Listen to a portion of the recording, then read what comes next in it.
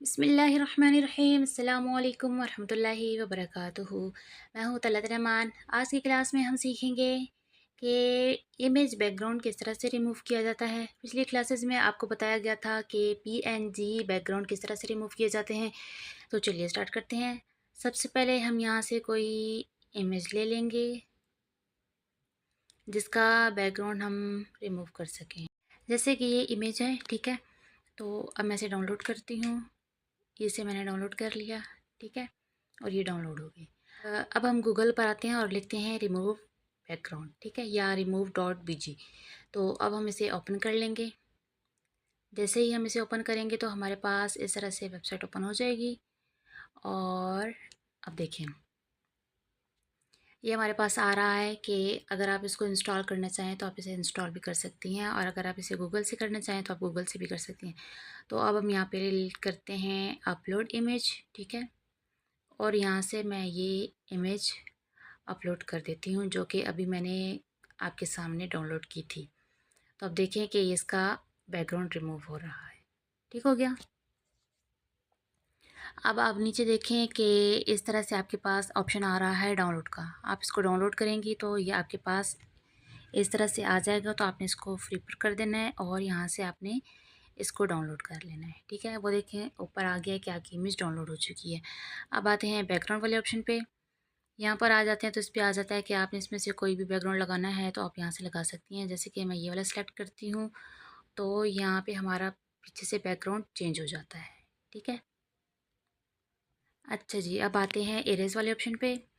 इस पे जब हम आते हैं तो हमारे पास इरेज़ वाला ऑप्शन आ जाता है, यानी कि अगर आप इस इमेज को रिमूव करना चाहें तो आप इसको इस तरह से करेंगी तो आपका ये इरेज़ हो जाएगा।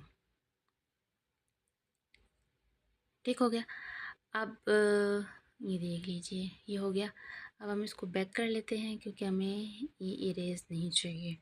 अब यहाँ पे आ जाता है इफ़ेक्ट्स। हम इफ़ेक्ट्स पे आ जाते हैं तो इसको ओपन करेंगे।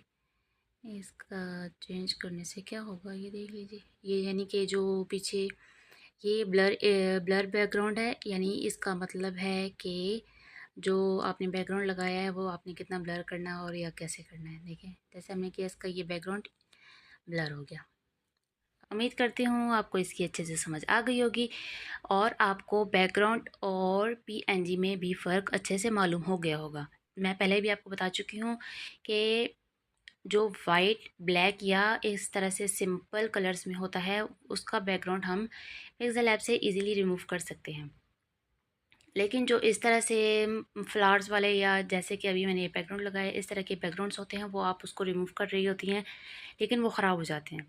तो इस तरह से वो बैकग्राउंड इरेज़ नहीं किए जाते, ठीक है। जो अभी मैंने आपको तरीका बताया है इस तरह से आप किसी भी पिक्चर से बैकग्राउंड इरेज़ कर सकती हैं। ठीक हो गया।